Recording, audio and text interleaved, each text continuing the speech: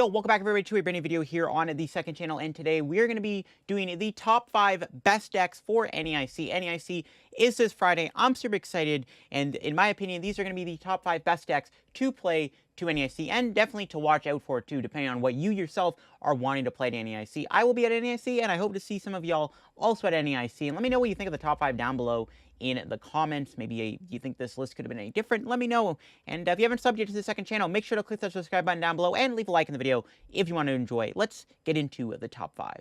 Coming in number 5 is actually going to be Mew VMAX. I think Mew VMAX is actually still in a decent spot right now in the meta. Now, there is a few things that do factor in to Mew's performance. I think Fusion Mew is better than Double Turbo Mew right now. I think the issue with Double Turbo Mew is that it does run the risk of losing very easily to Spiritomb. Now, Spiritomb is going to be very interesting, as will it see play or will it not see play is going to be the main question on everybody's mind going into this weekend, right? Is Spiritomb going to see any play? The problem is Spiritomb is banned on TCG Live, so we weren't able to really test Spiritomb heading into NAIC, and this does kind of inflate Mew's overall performance in online tourneys because there's no Spiritomb to hard counter it. Now, Fusion Mew, I think, is the best way to play Mew right now because Ice Q is really good against Spiritomb. It's also not bad against stuff like Gardevoir, where you can like pick off Ralts with Ice Q, which is another little cool thing that Ice Q can do. I think Fusion Mew is a great deck. I mean, Meloetta Donking is insane. Arceus is still going to be very popular. Lugia, another popular deck that Meloetta can really feed into. I think Mew's biggest hurdle will be Lostbox and sometimes Gardevoir. So we'll have to see where Mew goes. I think Mew is in a great spot still. Now, definitely Mew needs to play Fusion Mew because it's really the only way to beat Spiritomb, and I think Spiritomb still has a big enough presence where you probably want to respect it, but I definitely can see Fusion Mew doing well at NAIC, and still, in my opinion, I would respect it if I were to play a deck to NAIC, which obviously I am playing a deck to NAIC. I would probably consider putting Spiritomb in the deck depending on what I'm playing. Like if I'm playing Lostbox, I'm not going to play Spiritomb, but I think Spiritomb will be popular at NAIC, but I still think Mew is a great deck regardless, and I think that it's still going to be worth playing. And at number 4 is actually going to be Lugia. Now, Lugia kind of falls down a little bit. I think that Lugia is in a definitely an interesting spot right now. I think the deck is still really good in the format, and I've actually kind of clunked together both the single strike build of Lugia and the Snorlax colorless build of Lugia as kind of one big deck. I think that both builds Lugia have both good and bad things about them. The colorless build has no way to beat Duraludon. It has a pretty bad Champao matchup too, in my opinion. I think that the Snorlax build is actually not as good against Champao. I think Single Strike is still maybe the better build, but it still has its downsides. I mean, Single Strike doesn't have the ability to abuse something like Snorlax, though I do think that the Tyranitar is still good right now. The Dark typing that you do get with Single Strike Lugia is still insane. Single Strike Lugia is also still just great right now. I think Iono and Luxray are pretty good upgrades to the deck. Luxray helps a lot against Palkia V-Star, and it's also a great attacker. I think that Single Strike Lugia is still really good. I think both builds of Lugia are both perfectly fine right now in the format, though I do think that overall, I think Lugia will see maybe a little less play than it did before, but wouldn't be surprised if Lugia was still just a popular deck. And I might be underestimating Lugia. Like, Lugia honestly could just be in the top 3. I don't know if number 4 is doing Lugia enough justice, to be honest. This might just be a top 3 deck over a top 4 deck, but I would still expect to see a lot of Lugia. It's still a deck people will play regardless, whether or not it's, you know, top 3 or best deck in the format like it was in the Scarlet and Violet meta. Lugia is still just great. I think both builds Lugia are both equally strong and good. If you're going to play either build of Lugia, I would definitely test with both builds, kind of experiment with different combos and tech cards in both Single Strike and Snorlax Lugia and kind of see which one you like more. Again, I think both builds Lugia have their own ups and downs, but I do think that Lugia is still a pretty strong deck right now, and honestly, it might be better than I'm giving it credit for. Like, this could be top 3, but for now, I have it at number 4. So let's see what we got at number 3. Coming in number 3 is Champao. Now, Champao, I don't quite know if this deck is actually a top 5 best deck in the format.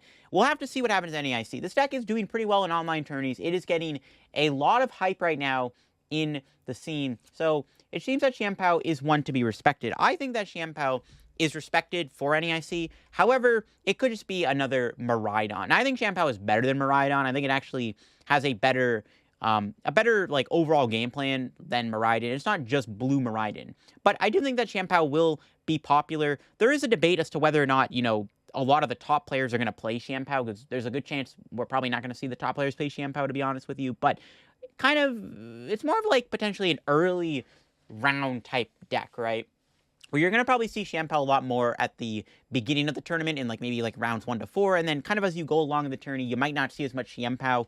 But I think Champao is still a very strong deck. I'm going to have it in the top 3 just for NAIC because it just is getting a ton of hype right now leading into NAIC, and I think that it is very much hyped up, and I think the hype does kind of give it that respectable top 3 placement. And honestly, I think after NAIC, this deck will probably fall to number 5, or even maybe even out of the top 5 altogether in, going into Worlds, right? I think that does have a pretty high chance of happening, potentially with Champao. But I do think Champao is still just a very strong deck right now, and I think it has to be respect for NAIC. A lot of people are playing it. It's a very, like, easy go-to style deck where you're going to probably see people play it because it's a Rain Dance deck. People like their Rain Dance decks. So we'll have to see where Champao does and goes for NAIC.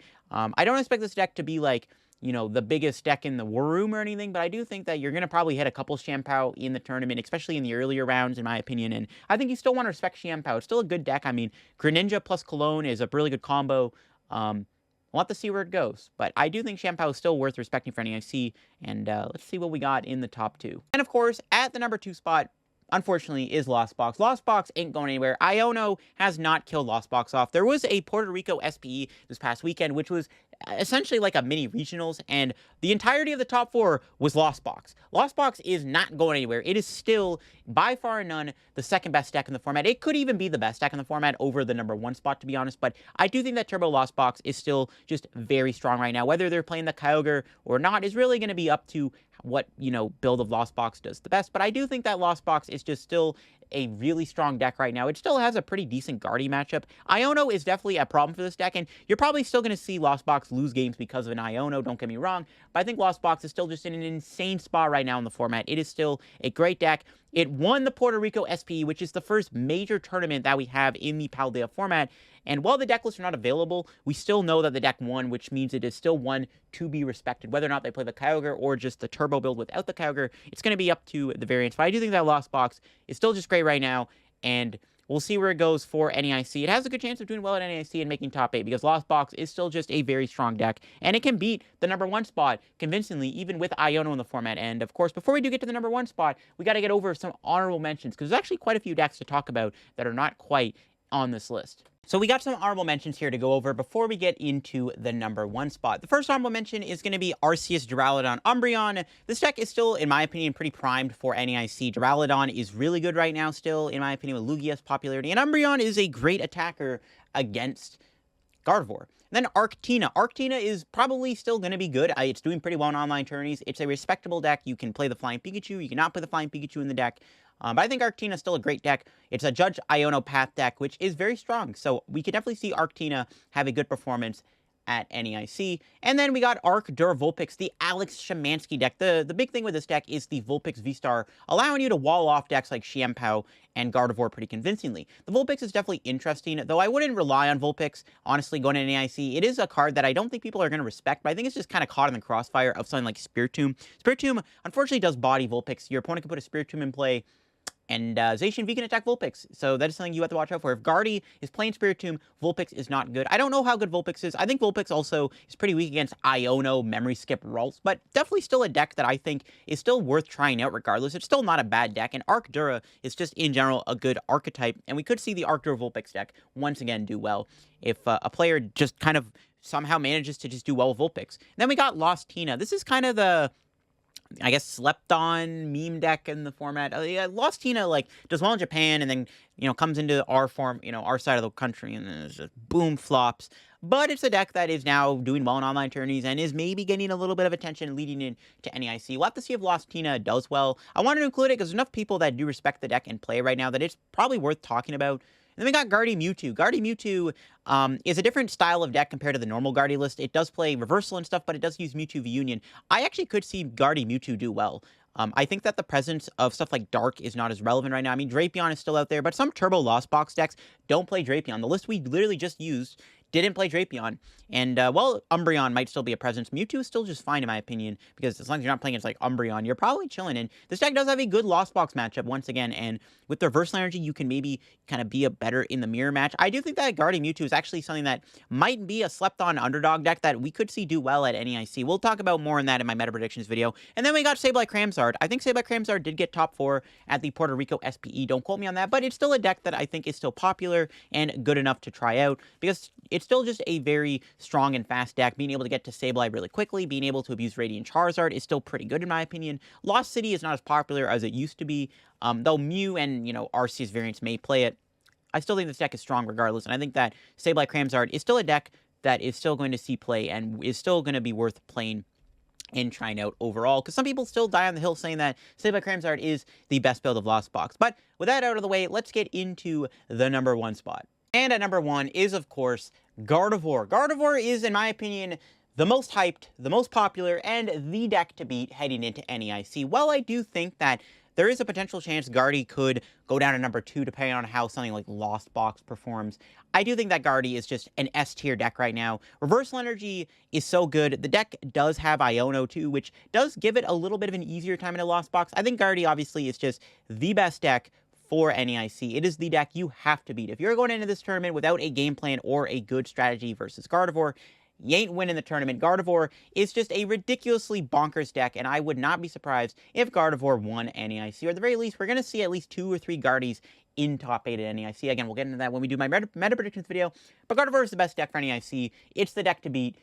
It's just really good. Again, Reversal Energy puts it on another level. The deck still has an insane win rate into a lot of decks, and Iono does give you a better time in a Lostbox, like I said. So definitely expect to see Guardy at NAIC.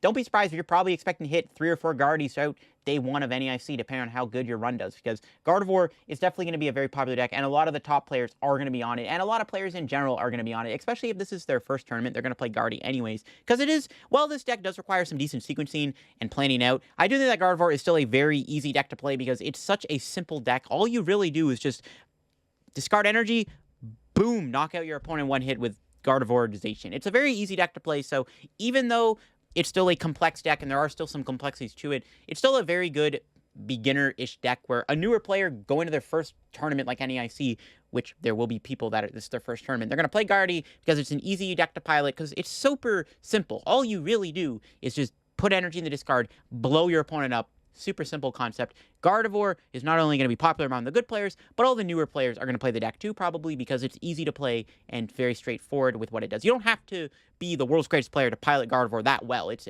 still easy to play. But that'll be it for me on my top 5 video. If you all enjoyed the video, leave a like and let me know what you think of the top 5 down below. Do you agree? Do you think any of the honorable mentions should be on the list? I'm curious. Let me know in the comments below. Catch you all on another video. Bye-bye.